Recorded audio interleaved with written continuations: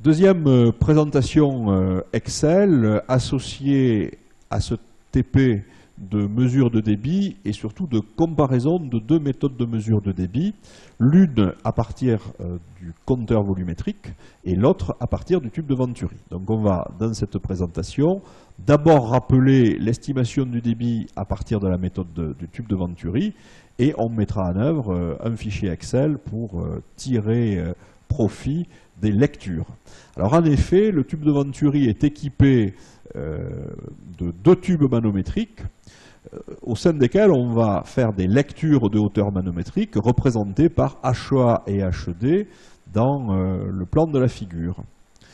Naturellement, il y a une incertitude sur la lecture de la hauteur manométrique dans le tube A, une incertitude dans le tube D, et donc s'il y a une incertitude dans le tube A et dans le tube D, il n'y a pas de raison qu'il n'y ait pas d'incertitude lorsqu'on fait la différence HEA moins HD.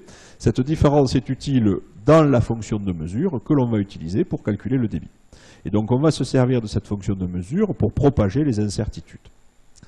Alors, propager les incertitudes fait appel à la loi de propagation d'incertitude qui nous dit que si les grandeurs d'entrée ne sont pas corrélées, il suffit de faire la somme des carrés liés d'une part à la grandeur d'influence HEA, à la grandeur d'influence HD. Ces carrés représentent d'une part le coefficient de sensibilité, la dérivée partielle de la fonction de mesure par rapport à HEA et la dérivée partielle de la fonction de mesure par rapport à HD.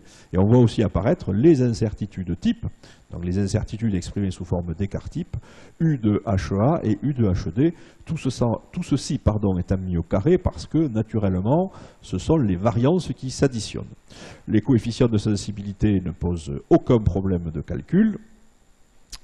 Leur carré est identique, ce qui va simplifier l'expression de la variance composée que vous voyez apparaître à l'écran et que l'on rappellera dans la feuille de calcul Excel. Comment faire pour, dans l'expression de la variance composée, estimer ou évaluer les incertitudes type? Eh bien, on va faire appel à des lois en dérivée d'arcsinus compte tenu de la fluctuation jugée sinusoïdale de la hauteur d'eau dans les tubes manométriques. Dans un intervalle qui va de moins A à plus A pour le tube A et dans un intervalle qui va de moins petit d à plus petit d dans le tube D. Dès lors que l'on connaît l'amplitude de ces intervalles, représentée ici par petit a et petit d, une loi en dérivée d'arcsinus nous rappelle ou nous informe que la variance de cette loi de probabilité est égale à A2 sur 2 ou D2 sur 2, suivant que l'on est dans le tube A ou dans le tube D. Et donc on va pouvoir remplacer immédiatement, dans l'expression de la variance composée, les incertitudes type par leur valeur, ce qui nous amène à l'expression que vous voyez à l'écran. On prendra naturellement la racine carrée pour avoir l'incertitude type composée, que l'on élargira à l'aide d'un facteur d'élargissement égal à 2 pour obtenir l'incertitude élargie. Et c'est cette incertitude élargie que l'on ajoutera et que l'on retranchera à l'estimation ponctuelle pour fabriquer, comme on va le voir, un intervalle de confiance et donc un résultat de mesure. Voilà l'expression du résultat de mesure. C'est l'estimation ponctuelle, k fois racine carrée de delta h, plus ou moins l'incertitude élargie. Donc il va falloir dans la feuille de calcul prévoir le calcul de k, le calcul de delta h et d'autre part l'expression qui est ici à partir des valeurs petit a et petit d. Donc nous allons nous projeter dans la feuille de calcul qui complète celle que nous avons vue précédemment pour l'estimation du débit à partir d'un compteur volumétrique. Alors les informations d'entrée sont les suivantes. On va reporter la lecture dans le tube A.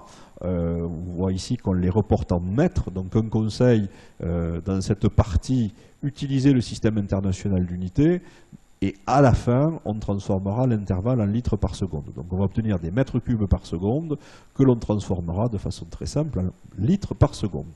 Donc dans le tube A, nous avons observé une hauteur fluctuant entre 289 mm et 291 mm, soit 2,89 10-1 et 2,91 10-1.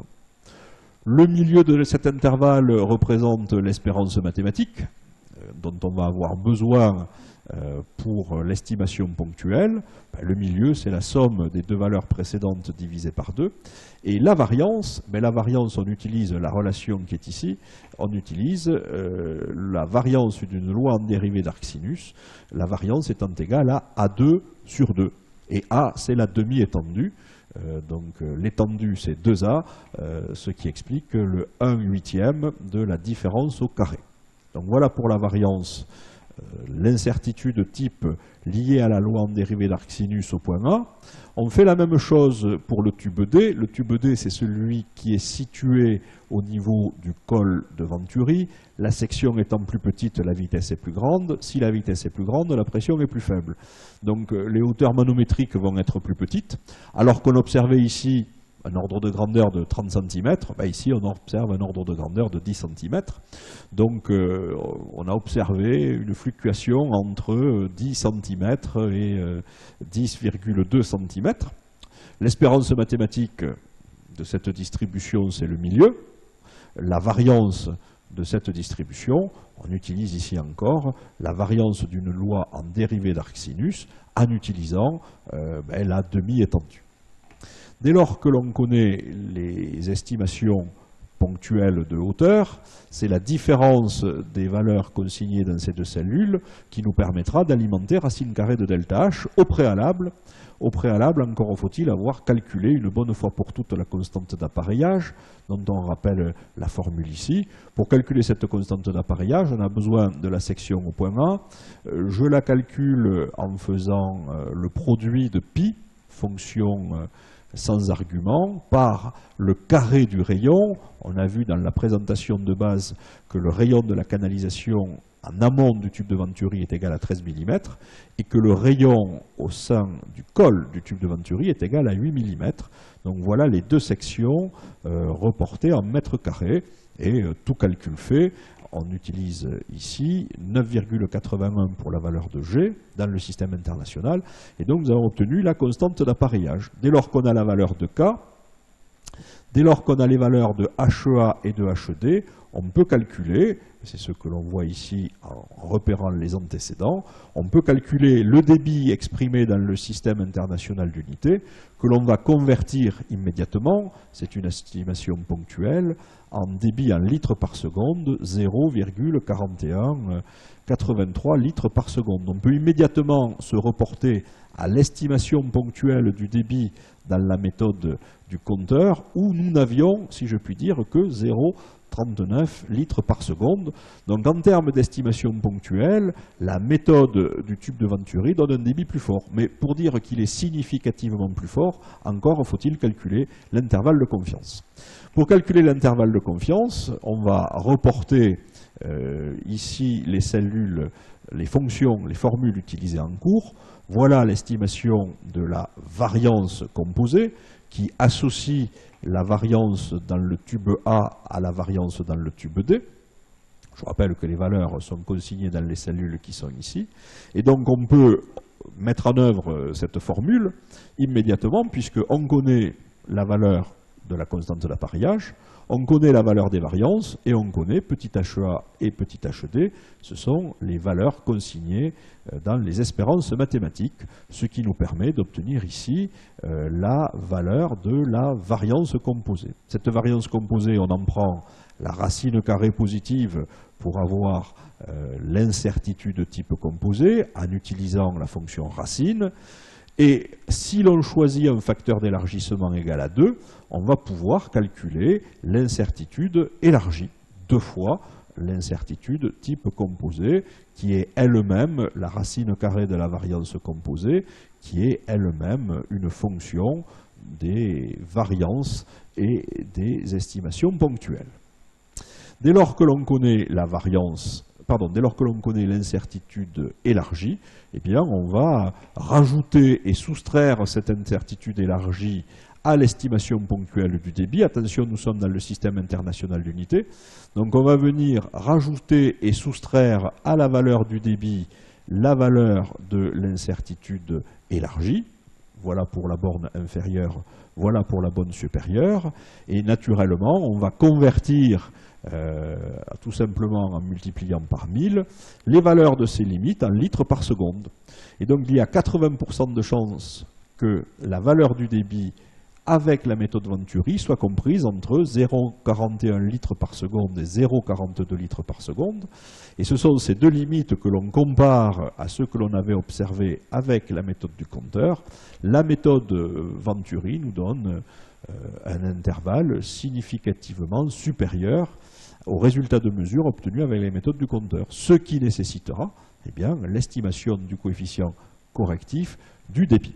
Voilà, donc vous avez ici deux feuilles de calcul à reproduire préalablement à la séance de TP, de telle sorte que chaque nouveau réglage de la vanne de débit vous permette de relever des valeurs sur la machine, et en reportant les valeurs dans les cellules vertes de cette feuille de calcul, vous puissiez obtenir immédiatement les résultats de mesure que l'on compilera ensuite pour trouver le coefficient de débit.